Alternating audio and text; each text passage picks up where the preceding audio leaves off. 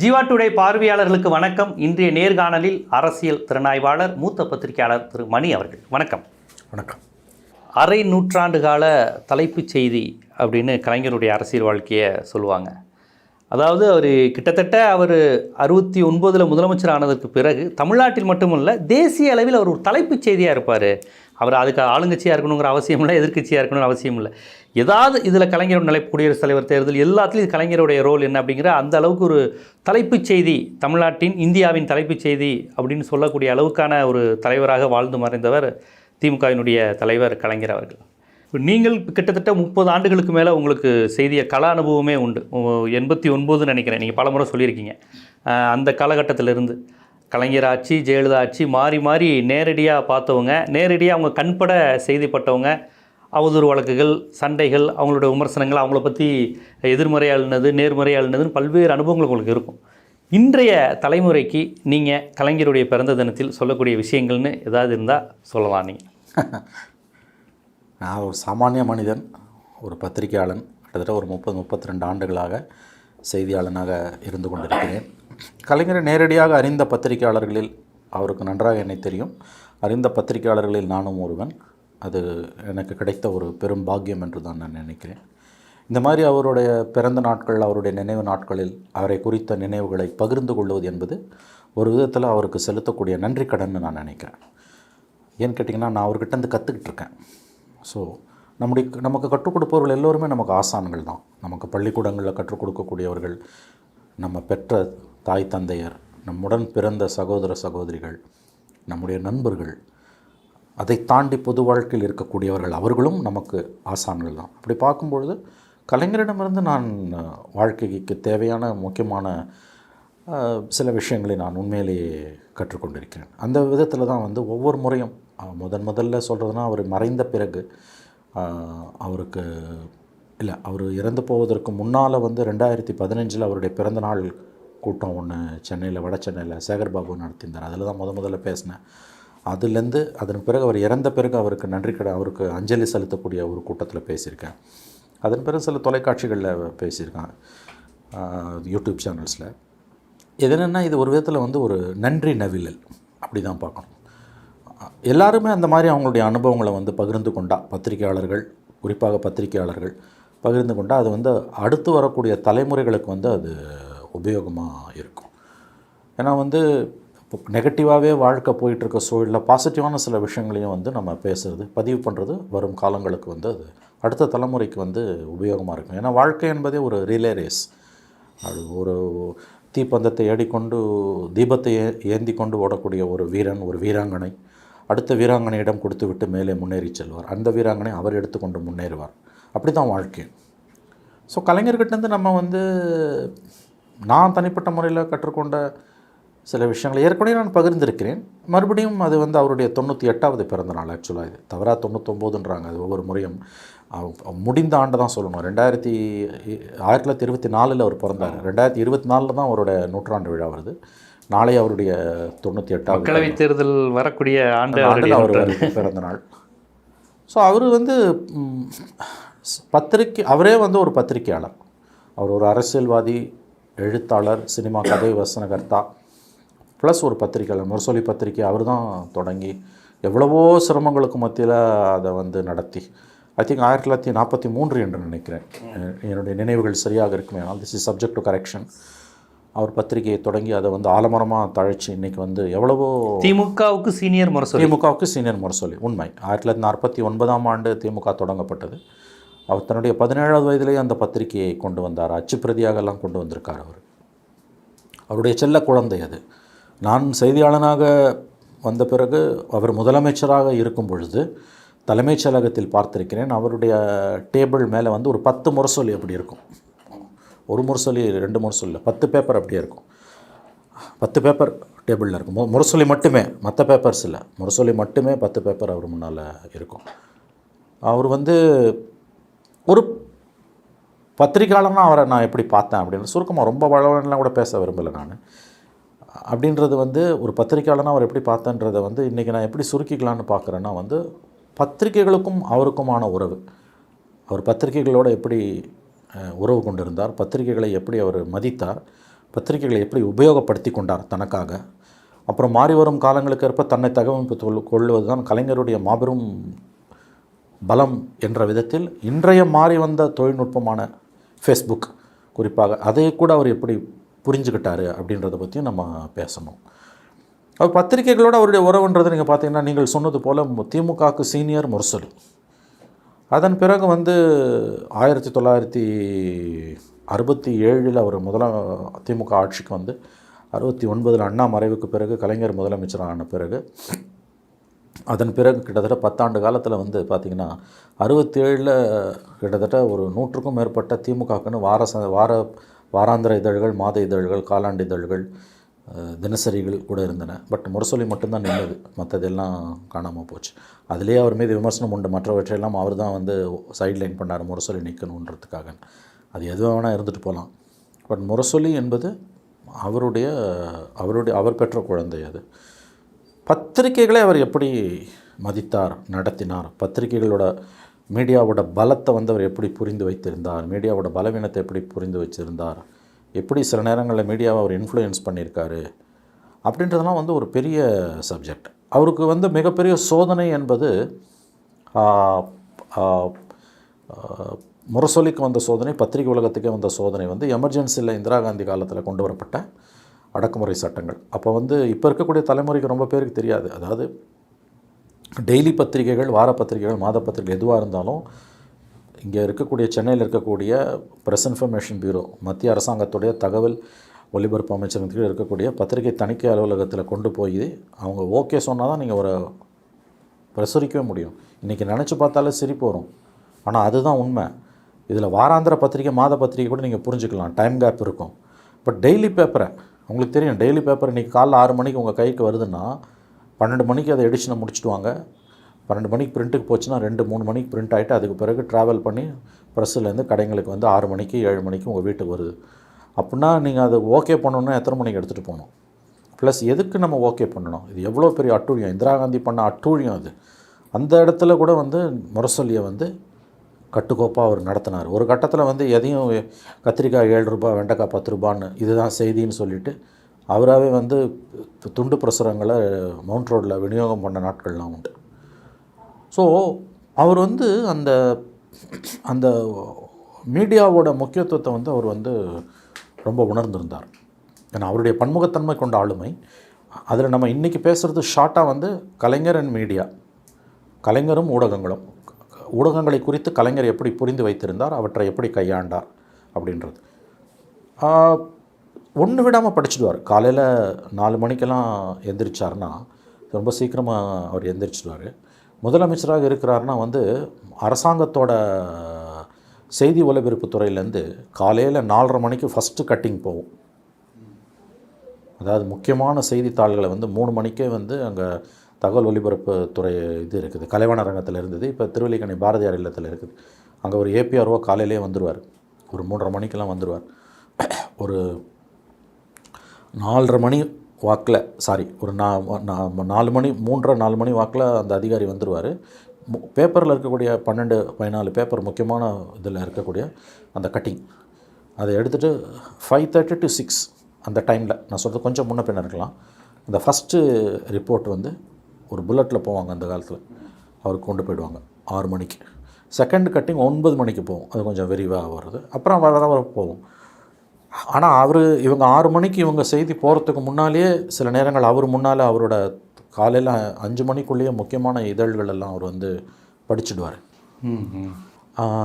படிச்சுட்டு வந்து அவரே தொடர்பு கொள்வார். அந்த மாதிரி ஒரு சம்பவம் நடந்தது 2006-11 வந்து. அவர் என்ன பண்ணுவார்னு கேட்டிங்கன்னா, இப்போ இந்த ஒரு பத்திரிக்கை வந்து சென்னையில் பப்ளிஷ் ஆகுது, திருச்சியில் பப்ளிஷ் ஆகுது, இதில் திருநெல்வேலியில் பப்ளிஷ் ஆகுது. இப்போ தினமலர், தினத்தந்தி, தினகரன், தினமணிலாம் அப்படி தானே வருது. டிஸ்ட்ரிக்ட் எடிஷன்ஸில் இருக்க முக்கியமான நியூஸையும் அவருக்கு பார்வைக்கு வைப்பாங்க. அந்த மாதிரி தான் ஒரு தடவை என்னாச்சு, சென்னை தீக்கதிரில் புதுக்கோட்டையில் நடக்கக்கூடிய ஏதோ ஒரு சம்பவத்தை பற்றி முக்கியமான ஏதோ ஒரு இஷ்யூ, அதாவது ஒரு ரேஷன் கடையில் ஏதோ குளறுபடி, அது ரொம்ப முக்கியமாக பார்ப்பார். அது சம்மந்தமாக வந்தோடனே 6:30 மணிக்கெலாம் காலையில் கலெக்டருக்கு ஃபோன் போட்டார். அந்த கலெக்டர் ஒரு நார்த் இந்தியன் கலெக்டர். அவர் தமிழே சரியாக வராது. அப்போ தான் கற்றுக்கிட்டு இருக்கார் அவர். இது 2006-11 நடந்த கூத்து. தீக்கதிர் பாத்தியா அப்படின்னு கேட்டேன்னா அவன் வாட் இஸ் தீக்கதிர் தீக்கதிரா அவன் என்னன்னே தெரியல. ஓகேன்னு ஃபோனை வச்சுட்டு அப்புறம் செக்ரட்டரியை கூப்பிட்டு இந்த மாதிரினா செக்ரட்டரி கூப்பிட்டு ஏறின பிறகு கலெக்டர் அங்கே புதுக்கோட்டையில் சென்னையில் பப்ளிஷ் ஆகி தீக்கதிர் அங்கே வரத்துக்கு 10 மணி ஆகிடுமா காலையிலேருந்து.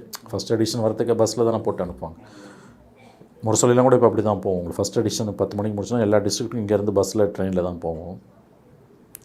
அப்புறம் காலைல போய் 8:30 மணிக்கெல்லாம் அந்த கலெக்டர் போய் அந்த மார்க்சிஸ்ட் கம்யூனிஸ்ட் கட்சி சிபிஎம் ஆஃபீஸுக்கு வரும் போல். அது அங்கே போனால் அவங்க 10 மணிக்கு தான் ஆஃபீஸு தீக்கதிர் வரும்னா 10 மணிக்கு வெயிட் பண்ணி அந்த கலெக்டர் பார்த்துருக்காரு. அது என்னன்னு அதுக்கப்புறம் செக்ரட்டரிக்கு ரிப்போர்ட் போட்டு அதுக்கப்புறம் அங்கே போச்சு. டைரெக்டாகவே கலெக்டரை கூப்பிட்டு இந்த மாதிரி நீ நடவடிக்கை எடுக்கலை அப்படின்னு சொன்னான். இன்னொரு கூத்து பொண்ணு நடந்தது. அதாவது இதெல்லாம் யாருமே அதாவது இப்படி ஒரு லீடர் இருந்திருக்காரான்னு ஆச்சரியப்படுவாங்க. ஜனசக்தி பத்திரிக்கை சிபிஐயோட ஜனசக்தி பத்திரிக்கை 2009 அவங்க தினசரியாக அதை மாற்றினாங்க. மாற்றும்பொழுது இவர் தான் அந்த தினசரியாக அதை போய் திறந்து வச்சார். அது வார இதழாக இருந்தது. பல ஆண்டுகள் ஜீவா காலத்துலேருந்து இருந்தது, சுதந்திரத்துக்கு முன்னாலேருந்து நினைக்கிறேன். அப்போ ஜீவா தான் முதல் ஆசிரியர் பா ஜீவானந்தம். 2009 அவங்க அதை திறந்து வைக்கிறாங்க. தாப்பா எல்லாம் போய் பார்த்தாங்க அவரை, கலைஞரை. அவர் அப்பயே சிஎம் அவர் சொன்னார், எதுக்கு எச்சரிக்கை கொடுத்தார். எச்சரிக்கைனா அறிவுறுத்தினார். டெய்லி பேப்பரை ரன் பண்ணுறதுல பெரிய சுமை இருக்குது. அது சூசைடு சமம் அப்படி தான் சொல்லுவாங்க எல்லோரும். தற்கொலை சமம் தான். அவங்க இல்லை நாங்கள் சரி நான் வரேன் வாழ்த்துறேன், அதெல்லாம் ஒன்றும் பிரச்சனை இல்லை, பட் தகவலுக்கு சொன்னேன் அப்படின்ட்டு பேசிவிட்டு அவர் தான் அந்த தினசரி இதழிய டெய்லி பேப்பரை அதை ஆரம்பித்தார். அது என்ன ஆகிப்போச்சு, அதன் பிறகு இப்போ டெய்லியாக இல்லை, அது வார இதழாக என்னமோ தான் வருது. அப்போ ஜனசக்தி அது வர ஆரம்பித்து கொஞ்ச நாள்லேயே அந்த 2 வருஷமும் என்னமோ டெய்லியாக வந்தது. அதன் பிறகு வாரத்தில் 2 நாள் 3 நாள் தான் பிரிண்ட் பண்ணுவாங்க. ஏன்னா பொருளாதார வசதி கிடையாது. ஆனால் அந்த மற்ற இப்போ 3 நாள் பிரிண்ட் ஆகுது, இப்போ 4 நாள் பிரிண்ட் ஆகுதுன்னு வச்சுக்கோங்களேன். மற்ற 3 நாட்களான எடிஷனை தயார் பண்ணி வச்சுப்பாங்க, பிரிண்ட் பண்ண மாட்டாங்க. ஆனால் ஏன்னா பிரிண்ட் ஆகவும் ஆகாமல் போவோம், பட் ஒர்க்கு 10 மணி வரைக்கும் நடந்துடும். இது என்னாச்சு, இவர் ஜனசக்தியை டெய்லி தீக்கதிர் படிக்கிற மாதிரி, நமதி எம்ஜிஆர் படிக்கிற மாதிரி ஜனசக்தியை எதிர்க்கட்சி பத்திரிகைகள் தான் முதல்ல படிப்பார். எல்லோரும் எள்ளி நகையாடுற நமதி எம்ஜிஆர் பத்திரிகை கூட ஒரு வரி விடாமல் படிப்பார். முக்கியமான செய்திகளை படிப்பார். ஜனசக்தியை ரெகுலராக தீக்கதிர் ரெகுலராக வந்துடும். ஜனசக்தி நடந்த சம்பவம் இது. ஜனசக்தி வாரத்தில் 4 நாள் தான் வரும், 3 நாள் வராது. இவர் என்ன பண்ணுவார், அந்த 3 நாள் வராத நாளோட சிடி இருக்குல்ல, அதை வாங்கினு சொல்லுவார். அதை வாங்கினு சொல்லி போட்டு பார்த்து என்ன நியூஸ் அதில் தனக்கு தேவையானது என்னன்றதை இதை எடுப்பார்.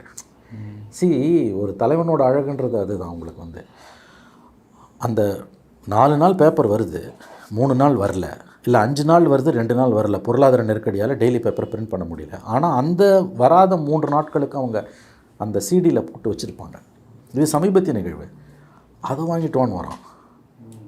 ஏன்னா அதை ஒன்று விடாமல் அவர் பார்க்குறாரு. அதில் என்னென்னா, தனக்கு எதிராக ஒரு செய்தி வந்திருக்குன்னா அதை நோட் பண்ணிக்கிட்டு நாளைக்கு அவங்களுக்கு பதிலடி கொடுக்கறதுக்கு, ப்ளஸ் தவறுகளை கலைந்து கொள்ளும். இதெல்லாம் யாருமே செய்ய மாட்டாங்க. அந்த மாதிரி ஒரு நான் சொல்கிறது ரொம்ப நுட்பமான பாயிண்ட்டு. நீங்களே ஒரு ஜேர்னலிஸ்ட், அதனால் இதனுடைய முக்கியத்துவத்தை புரிந்து கொள்வீர்கள் என்று நான் நம்புகிறேன். அப்படின்னா அவர் எவ்வளோ தூரம் நுட்பமாக சுவாசமாக இருந்திருக்கு. அதாவது வராத பத்திரிகையோட சிடியை கூட வாங்கி பார்க்குறாரு. ஏன்னா அதில் ஒரு செய்தி இருக்கும், அதில் ஒரு கட்டணம் கட்டியிருப்பான். அதாவது இந்த குறிப்பிட்ட பகுதியில் நான் ஒரு உதாரணத்துக்கு சொல்கிறேன், இது அப்படியே எடுத்துக்கோன்னா ஒரு உதாரணத்துக்கு. சரி, அப்போ திமுகவும் சிபிஐயும் எதிரெதிராக இருக்குது இத்தனைக்கும். அப்போ கட்சிக்கு எதிராக, திமுகவுக்கு எதிராக சேலம் மாவட்டத்தில் ஒரு திமுக ஏதோ ஒரு அட்டகாசம் பண்ணிட்டான். அது ஆதாரத்தோட சிபிஐயில் போட்டிருக்காங்க. ஆனால் அது பாதி தான் உண்மை, பாதி அவங்க பொய்ய சொல்லியிருக்காங்க அப்படின்றது அந்த பேப்பரில் வராத அந்த சிடியில் இருக்குது. அப்படின்போது அதை நோட் பண்ணிக்கிறாரு, அதை விசாரிக்கிறாரு. அவன் தப்பு பண்ணியிருந்தானா கரெக்ட் பண்ணுறாரு, கரெக்ட் பண்ண முடிஞ்சதுன்னா, இல்லைன்னா அதை தெரிஞ்சுக்கிறாரு. இல்லை இவங்க தப்பு பண்ணியிருக்காங்க, சிபிஐ இவங்க தப்பு பண்ணியிருக்காங்கன்னா அதை இன்னொரு கட்டத்தில் இன்னொரு நாள் அவர் ஒரு கடிதத்திலேயோ அல்லது ஒரு கூட்டத்தில் பேசும்போதோ அதை சொல்லி பேசுவார். அவரோட பல செய்திகளை நீங்கள் பார்த்தீங்கன்னா அந்த ராட்சச மூளை எப்படி வேலை செஞ்சுதுன்றது தெரியும். முரசொலியில் வரக்கூடிய ஒரு புள்ளி, ஒரு ஃபுல் ஸ்டாப், ஒரு கமா திமுகவோட அரசியலோட அடுத்த கட்டத்தை நமக்கு உணர்த்திடும். முரசொலியை படிக்கலைன்னா நீ பத்திரிகையாளனே கிடையாது. முரசொலியை படிக்கலைன்னா நீ அரசியல்வாதியே கிடையாது. முரசொலியை படிக்கலைன்னா நீ தமிழ்நாட்டு அரசியலை தெரிந்து கொள்ளாத ஒரு முட்டாள். சில பேர் வந்து முரசொலியை யாரோ படித்தாங்கன்னு சொல்லிவிட்டு ஏதோ ட்விட்டரில் போட்டிருந்தாங்களாம், நக்கல் அடிச்சு. நான் நினச்சிக்கிட்டேன், அட அதிமேதாவிகளே, உங்களை அரசியல் விமர்சகர்கள் சொல்லிக்கொண்டு நீங்கள் தொலைக்காட்சிகளில் பேசுகிறீர்கள்.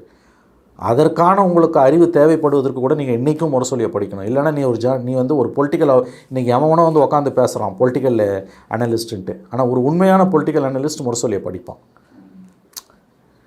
அவர் வந்துங்க, அவர் நம்ம அடிக்கடி சொல்கிற வார்த்தை தான். நான் நிறைய பேர்கிட்ட சொல்லியிருக்கேன், வேறொரு தொலைக்காட்சி பேட்டியில் கூட சொன்னேன், நேற்றைக்கு பேசும்போது கூட. கலைஞர் அவரை நீங்கள் எதிர்க்கலாம், ஆதரிக்கலாம், ஒதுக்கி தள்ள முடியாது. அதேமாதிரி முரசொலின்ற பத்திரிக்கையை திமுகவை பிடிக்கலாம், பிடிக்காமல் போகலாம். But if you are a journalist and if you are a political analyst, நீங்கள் உட்காந்து தொலைக்காட்சியில் மூஞ்சை காமிக்கிறதுக்கு மட்டும் வந்துடுறீங்கல்ல, உங்களுக்கு அறிவுன்னு ஒன்று இருந்ததுன்னா முரசொலியை படிக்காமல் நீங்கள் வரமாட்டீங்க. ஆனால் முரசொலியை படிக்கிறதே ஏகடையம் பண்ணக்கூடிய சில அறிவுஜீவிகள் இருக்காங்க. நாம் என்ன சொல்வது அவர்களை குறித்து? அந்த மாதிரி வந்து அவர் வந்து ஒரு, நீங்கள் சொன்னது போல் 50 ஆண்டு காலம் தலைப்பு செய்தி மட்டுமல்ல, 50 ஆண்டு காலம் தமிழக அரசியலை தன்னை சுற்றி ஒரு சூழலை வைத்தவர். ஒரு A4 சைஸ் பேப்பரில் கடைசி ஒரு 2 ஆண்டுகளை தவிர, கடைசி 3 ஆண்டுகளை தவிர கைப்பட தான் அவர் எழுதுவார், சொல்லி டிக்டேட் பண்ணுறதில்ல. அப்படி எழுதும்போது எங்கேயாவது ஒரு புள்ளி கமா தவறாயிடுச்சுன்னா கீழ்ச்சி போட்டுரு, மறுபடியும் எழுதுவார். இதெல்லாம் வந்து தட் ஆஃப்கோர்ஸ் அதெல்லாம் இன்றைக்கி வந்து தேவையும் இல்லை இன்றைக்கி இருக்கக்கூடிய காலகட்டத்தில் டயத்தை சேவ் பண்ணுறதுக்கு. பட் அவர் எப்படி ஒரு பெர்ஃபெக்ஷனிஸ்டாக இருந்தார், அதில் எடுத்து அவர்கிட்ட நம்ம கற்றுக்க வேண்டியது. நீங்கள் முழுமை ஒரு நீங்கள் வந்து எல்லாருக்கிட்டேருந்தும் கற்றுக்கிறதுக்கும் ஒன்று இருக்கும், நிராகரிக்கிறதுக்கும் இருக்கும்.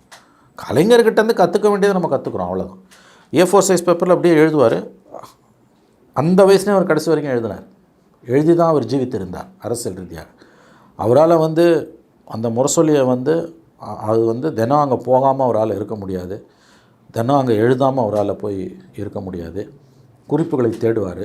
அப்படி திரும்பி பார்த்தாருன்னா சண்முகநாதன் அந்த இதிலேருந்து எடுத்து கொடுப்பார் கரெக்டாக. அப்படி ஒரு யானையின் நினைவாற்றல் உண்டு அவருக்கு.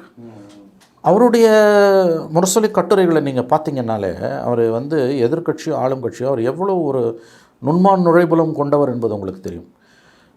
1989 95 ஆண்டு வரையில் தமிழ்நாடு காங்கிரஸ் கமிட்டி தலைவராக இருந்த வாழப்பாடி ராமமூர்த்தி கருணாநிதியை கடுமையாக விமர்சனம் செய்வார். அந்த காலகட்டம் 91, 92, 93, 94, 95 எனக்கு நன்றாக நினைவு இருக்கிறது. 94ஆம் ஆண்டு என்று நினைக்கிறேன். அவர் முரசொலியை வந்து சப்ஸ்கிரைப் பண்ணியிருந்தார், ரெகுலராக சந்தா கட்டியிருந்தார், வந்துட்டுருக்கோம். சந்தா முடிஞ்சு போச்சு, சந்தாவை ரெனியூவல் பண்ணலை, அதனால் 2 நாள் வரல அவருக்கு. அவர் வந்து அங்கே நாங்கள் அப்போ அவர் வீட்டில் பெசன் நகர் ஒரு வீட்டுக்கு போயிருந்தோம் அப்போ பார்க்குறதுக்கு. அவர் வந்து பிடிச்ச அவருடைய உதவியாளரிடம் சத்தம் போட்டு கொண்டு இருந்தார், என்னையா முரசொலி வரல, 2 நாளாக ஆச்சு, போய் கடையில் வாங்கினோம். அது என்னென்னா அங்கேன்னு பார்த்து ரொம்ப லிமிட்டட் சப்ளை தான் போடுவாங்க. ஏன்னா இந்த கட்சி பத்திரிகைகளை நடத்துறதுன்றது வந்து ரொம்ப கடினமான ஒரு வேலை வந்து. அது வந்து நியூஸ் பேப்பர்னு சொல்ல மாட்டாங்க, வியூஸ் பேப்பர் தான் எல்லா கட்சிகளோட பேப்பருமே. ஆமாம். அந்த பகுதியில் வந்து அவங்க வந்து அந்த கடைங்க எதுலேயுமே போடலை. ஏன்னா சப்ளையை ரொம்ப சுருக்கிட்டாங்க, கஷ்டம். ஏன்னா 91, 96 பவரில் வேறு இல்லை அவங்க. வாழப்பாடி ராமமூர்த்தி ஏன் முரசொலி வரலன்னு உதவியாளரிடம் சத்தம் போட்டு கொண்டு இருந்தார்.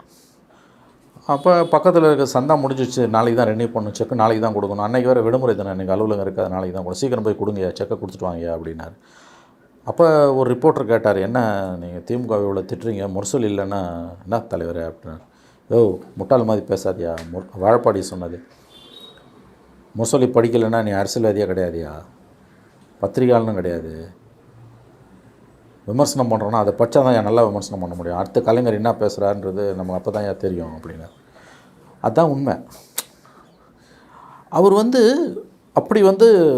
அப்படி ஒரு லீடர் வந்து கண்டினியூஸாக கடைசி வரைக்கும் எழுதிக்கிட்டே இருந்தார். நீங்கள் மகாத்மா காந்தி வந்து சுதந்திர போராட்ட காலத்துலேயும் மகாத்மா காந்தி இறந்து போகிற வரைக்கும் கூட வந்து நீங்கள் பார்த்தீங்கன்னா வந்து கடைசி வரைக்கும் வந்து அவர் எழுதினார், காந்தி எழுதினார். அதனால தான் காந்தியோட கலெக்டட் ஒர்க்ஸ் 100 வால்யூம் இருக்குது, மகாத்மா காந்தியோட கலெக்டட் ஒர்க்ஸ் 100 வால்யூம் இருக்குது. நேரு அதே மாதிரி எழுதினார். முதலமைச்சர்களுக்கு நேரு எழுதிய கடிதங்களே வந்து பல வால்யூம்ஸ் இருக்கும். நேருவோட கலெக்டட் ஒர்க்ஸே இன்றைக்கி 100 வால்யூம் இருக்கும். அது மாதிரி தலைவர்கள், மாபெரும் தலைவர்களை நீங்கள் பார்த்தீங்கன்னா வந்து கடைசி வரைக்கும் அவங்க எழுதினாங்க, சொந்தமாக எழுதினாருங்க கலைஞர். இப்போ மகாத்மா காந்தியோ ஜவஹர்லால் நேருவோ பார்த்தீங்கன்னா கூட வந்து அவங்க பிறந்த குடும்பங்கள், அவங்களோட பின்புலன்றது வேறு. மகாத்மா காந்தி இங்கிலாந்தில் போய் படிச்சுட்டு வந்தவர், பாரிஸ்டராக படிச்சுட்டு வந்தவர். அவர் ஒன்றும் ஏழ்மையான குடும்பத்திலேருந்து வந்தவர். நேரு மிகப்பெரிய நேரு மிகப்பெரிய பாரம்பரியமான குடும்பத்திலேருந்து வந்தவர், மிகப்பெரிய படிப்பாளி. ஆனால் ஒரு எளிய குடும்பத்தில் ஒடுக்கப்பட்ட சமூகத்திலேருந்து வந்து இவ்வளோ தூரம் சாதிச்சு தன்னுடைய எழுத்தை வந்து தன்னுடைய அரசியலுக்காக தன்னுடைய கடைசி 2 ஆண்டுகளை தவிர தன்னுடைய 90 வயது வரையில் 91 வயது வரையில் வந்து அதை பயன்படுத்தினதுன்றது வந்து அவருடைய ஆளுமையின் ஒரு மாபெரும் மாபெரும் சிறப்பம்சம்னு நம்ம பார்க்கணும். நம்ம அதிலேருந்து கற்றுக்கணும். அது வந்து தன்னோட சிந்தனைகளை வடித்து தொண்டர்களை தயார்படுத்தி அவங்கள முன்னெடுத்து ஜெயிலுக்கு போனால் கூட என்ன ஒரு பேனா கூட எழுதிக்கிட்டு இருப்பாருங்கிற மாதிரி ஒரு எதிரிகள் கூட விமர்சனமாக சொல்லக்கூடிய எழுதிய உசுப்பி ஆளுங்கட்சியை எதிர்கட்சிகளை வந்து கொலவெறிக்கு தள்ளிடுவார். ஜெயலலிதா 2003 1.5 லட்சம் அரசு ஊழியர்களை வேலையை விட்டு நீக்கினது காரணமே கருணாநிதி தான். ஏன்னா அந்த போராட்டம் அந்த போராட்டத்துக்கு அரசு ஊழியர்கள் 6 மாதம் முன்னாலே நோட்டீஸ் கொடுத்துட்டாங்க. ஏன்னா அவங்க அனுபவித்த சலுகையெல்லாம் அந்த அம்மா பறிச்சாங்க. அப்போ முரசொலியில் வாரத்துக்கு 3 நாள் அது கடிதம் எழுதி வந்து அவங்கள உசுப்பிக்கினே இருந்தார். யார்? கலைஞர். ஸோ போராட்டம் நடந்தோடனே ஜெயலலிதா பயந்துட்டாங்க, முதலமைச்சர் ஜெயலலிதா பயந்துட்டாங்க. ஏன்னா அரசு ஊழியர்களில் பெரும்பாலானவங்க திமுக ஏக கவர்மெண்ட்டை கவுத்துற போகிறாங்கன்னு அந்த அம்மா நீஜருக்கு ரியாக்ஷன் வாங்கல. அந்த மாதிரி 1.5 லட்சம் ஊழியர்கள் வேலையை விட்டு நீக்கினதுக்கு காரணமே வந்து கருணாநிதி தான் காரணம் அதுக்கு. ஏன்னா தன்னுடைய எழுத்து வன்மையால் வந்து அவர் வந்து ஒரு அரசு ஊழியர்களை வந்து அரசுக்கு எதிராக கிளர்ச்சிக்கு கொண்டு போய் தள்ளிடுவாருன்ற பயம் அந்த அம்மாவுக்கு வந்துடுச்சு. ஏன்னா ட்ரெடிஷ்னலி கவர்மெண்ட் எம்ப்ளாயிஸாக எடுத்து டிஎம்கே. ஸோ அவர் வந்து இப்போ நீங்கள் பார்த்தீங்கன்னா முரசொலி. ஸோ முரசொலியோட இம்பார்ட்டன்ஸ்ன்றது வந்து நான் எந்த விதமான வெறுப்பு இல்லாமல் காய்தல் வருத்தல் இல்லாமல் பக்கசார்புகள் இல்லாமல் உங்கள்கிட்ட இதை சொல்கிறேன். முரசொலியை படிக்காமல் நீ வந்து ஒரு ஜேர்னலிஸ்டாவோ ஒரு பொலிட்டிக்கல் லீடராகவோ ஒரு அரசியல் விமர்சகராகவோ இருக்கவே முடியாது. அரசியல் விமர்சகர்னு நீ உன்னை வந்து கட்டமைச்சுக்கிட்டு சீன் போட்டுக்கிட்டு டிவிலேயோ யூடியூப் சேனல்லையோ உட்காந்து உன்னை நீயே வந்து ப்ரமோட் பண்ணிக்கணும்னு விரும்பினா கூட இன்னொரு ஓன் இன்ட்ரெஸ்ட் நீ முரசொலியை படிக்கணும். உனக்கு திமுகவை பிடிக்காது அப்படின்னா கூட நீ முரசொலியை படிச்சாகணும். உனக்கு அரசியல் தெரியும்னா நீ முரசொலி படிச்சு தான் ஆகணும். அரசியலில் என்ன நடக்குதுன்னு தெரியுதுன்னா நீ முரசொலியை படிச்சாகணும். தமிழ்நாட்டு அரசியலில் என்ன நடக்குதுன்னு தெரியுதுன்னா முரசொலியை படிச்சாகணும். இன்றைக்கும் கிட்டத்தட்ட அப்படி தான் இருக்குது இது. ஸோ இது வந்து அவர் பத்திரிகைகளை எப்படி பயன்படுத்தினார் என்பதற்கான ஒரு சிறந்த உதாரணமாக நாம் பார்க்கணும். அவர் பத்திரிகைகளோட மோதவும் செஞ்சுருக்கார், இதை முன்னெடுத்து சென்று போய் ஏறி அடிக்கவும் செஞ்சுருக்கார். உதாரணத்துக்கு 93 வைகோ மதிமுக ஆரம்பித்து போன பிறகு அன்றைய தினமணி சில அதிபுத்திசாலிகளால் அது வந்து ஆசிரியர்களாக இருந்து அவங்க நடத்தினாங்க. அவங்க வந்து அப்பட்டமாக தங்களுடைய சார்பு நிலையை தங்களுடைய சாதிய வன்மத்தை வந்து தினமணியில் கொட்டினாங்க. வைகோ மதிமுக ஆரம்பித்தப்போ திமுகவுக்கும் மதிமுகவுக்கும் இடையில் வந்து அவங்க வந்து ரொம்ப மொத்த வச்சாங்க. அவங்க மதிமுகவை ஆதரித்து ஸ்டாண்ட் எடுத்தது கூட தப்பு கிடையாது. ஆனால் அதை தலையங்கத்தோடு நிறுத்தியிருக்கணும். செய்தியை வெளியிடுறதுல அந்த பக்கசார்பை எடுத்து அவங்க கேவலமாக அன்றைய தினமணி நடந்து கொண்டது. அப்போ எனக்கு நன்றாக நினைவு இருக்கிறது, தினமணி படிப்பதை திமுக காரர்கள் நிறுத்த வேண்டும்னு கலைஞர் ஒரு அறைகோல் விடுத்தார். அப்போ வந்து தினமணி படிப்பதை நாங்கள் நிறுத்திவிட்டோம்னு தினமும் வந்து ஒரு 50 பேர் 100 பேர் வந்து தினமணி வாங்குவதை நிறுத்திவிட்டோம் அப்படின்னு ஒரு 50-100 பேர் வந்து கலைஞருக்கு கடிதம் எழுதுவாங்க. திமுக தலைமை கழகத்துக்கு கடிதம் எழுதுவாங்க. அவங்களோட பெயர் முரசொலியில் தினம் வெளியில் வரும். தினமணி வாங்குவதை நிறுத்தியவர்கள் பட்டியல் அப்படின்னு போட்டுட்டு முரசொலியில் வந்து தினமும் அந்த காலகட்டம் நான் சொல்கிறது 94-95 தினமும் ஒரு லிஸ்ட்டு வரும். என்ன சொல்லப்போனால் வந்து தமிழனோட இதுக்கு பிறந்தவன் வந்து தினமணி படிக்க மாட்டான்லான்றைய திமுககாரர்கள் பேசினார்கள். ஏன்னா அந்த அளவுக்கு தினமணியும் கேவலமாக நடந்துக்குச்சு, படுகேவலமாக தினமணி நடந்து கொண்டது. அதன் பிறகு 96 ஆசிரியர் மாறிய பிறகு அந்த நிலைமை மாறியது. ஏன் நான் இதை சொல்கிறேன்னா, அப்போ முரசொலியில் இட்ஸ் அன் இன்ட்ரெஸ்டிங் திங். கலைஞர் அவரே ஒரு பத்திரிகையாளர்.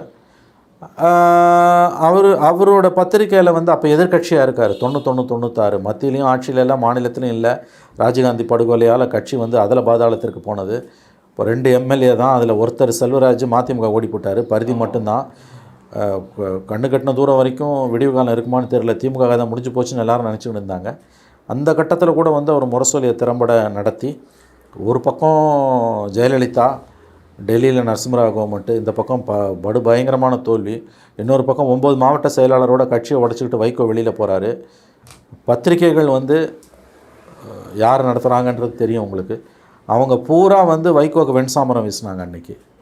திமுகலேருந்து ஒரு செக்டார் வெளியில் போகுது. இத்தனைக்கும் எந்த அளவுக்கு வந்து அடிப்படை நேர்மை இல்லாத பத்திரிகை முதலாளிகள், பத்திரிகை ஆசிரியர்கள்னால், புலிகளை திமுக ஆதரிக்கிறது, தேச துரோக செயலில் ஈடுபடுகிறது என்று சொல்லி சந்திரசேகர் என்ற ஒரு பிரதம மந்திரி, கேடுகட்ட பிரதம மந்திரி, திமுக கவர்மெண்ட்டை டிஸ்மிஸ் பண்ணார்.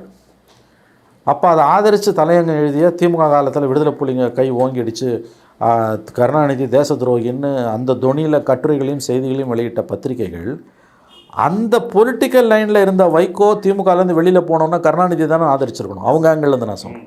மாறாக அவங்க வைகோவை ஆதரித்தாங்க, ஏன்னா கருணாநிதி பலவீனப்படுறாருன்ட்டு. அந்த நேரத்தில் பத்திரிகைகளின் கொடுந்தாக்குதலையும் அவர் எதிர்கொண்டார். ஒரு பக்கம் ஜெயலலிதா மாதிரியான ஒரு எந்த ஜனநாயக பண்புகளும் இல்லாத ஒரு இரத்த காட்டேரியின் ஆட்சி, இன்னொரு பக்கம் வந்து ஊழல் மன்னன் நரசிம்மராவின் ஆட்சி, ஜெயலலிதாவோட எல்லா ஊழலுக்கும் துணை போன நரசிம்மராவ் ஆட்சி, இன்னொரு பக்கம் எல்லா எதிர்கட்சிகளுக்குமே துணை போனார்னு விமர்சனம் நரசிம்மராவ், இன்னொரு பக்கம் வந்து பெரும்பாலான ஊடகங்கள் ஜெயலலிதாவுக்கு ஆதரவாகவும் வைகோவுக்கு ஆதரவாகவும் இருக்கின்றன, கருணாநிதிக்கு எதிராக நிற்கின்றன. இந்த கட்டத்தில் அப்போ தான் வந்து தினமணியை வாங்கியவர்கள் பட்டியல், தினமலரை வாங்கியதை நிறுத்திய பட்டியல்னு போடல, தினமணி படிப்பதை, தினமணி வாங்குவதை நிறுத்தியவர்கள் பட்டியல்னு தினமலருக்கு கூட தினமலர் கூட அவர் எழுதினதில்லை. முரசொலியில் 94-95 தினமணி வாங்குவதை நிறுத்திய கழக கண்மணிகளின், கழக தோழர்களின் பட்டியல்னு தினம் ஒரு லிஸ்ட்டு வரும்.